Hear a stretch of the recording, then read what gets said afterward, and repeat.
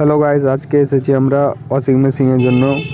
এই ওয়াশিং মেশিনের কাজ করতে এসেছি। এই ওয়াশিং মেশিনের স্পিন হচ্ছে না, তো আমরা ওইটার জন্য এসেছি। তো আমরা সব দেখে নিই পিছন দিকে কীরকম আছে। পিছন দিকে দেখছি তো আমরা দেখেছিলাম কি এই ওয়াশিং মেশিনের যেটা ক্যাপাসিটার আছে সাইডে লাগানো, সেই ক্যাপাসিটারটা পুড়ে গেছে। তো ওই ক্যাপাসিটারটা আমরা ওখানেই রেখে দিলাম, আর দুটো যে তার আছে ওই দুটো আমাদের ক্যাপাসিটারে লাগিয়ে দিলাম। লাগানোর পর আমাদের এক্সটেনশন বোর্ডটা যে আছে ওই বোর্ডটাকে ফিট করে নিলাম লাইন থেকে ফিট করার পর আমরা মেশিন চালু করলাম। চালু করার পর আমরা স্পিনে করে দিলাম আর নর্মালে করে দিলাম। নর্মালে করার পর স্টার্ট করে দিলাম, করে পিছন দিকে যেতে হবে ড্রেন মোটর টানছি কি না। তো ড্রেন মোটর ঠিকই টানছে।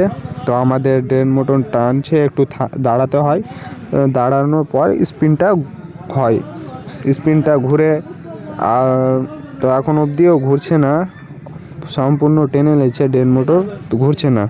তো আমরা ফেলে দিলাম ওয়াশিং মেশিন, ফেলে টেলে আমরা এই যে ওই জায়গাতে তার কেটেছে ইঁদুর, আর এই জায়গাতে তার কেটে দিয়েছিল। তো আমরা এই দুই জায়গাতে তার জয়েন করে দিলাম, আরও দেখে নিলাম কোথায় কোথায় ইঁদুর কেটেছে। তো ওই দু জায়গাতে ইঁদুর তার কেটেছিল। তো আমাদের কাজ হয়ে গেল।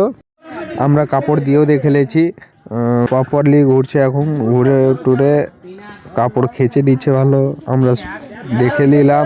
আমাদের কাজ হয়ে গেল। ভিডিও ভালো লাগলে লাইক, সাবস্ক্রাইব, কমেন্ট করে দিও।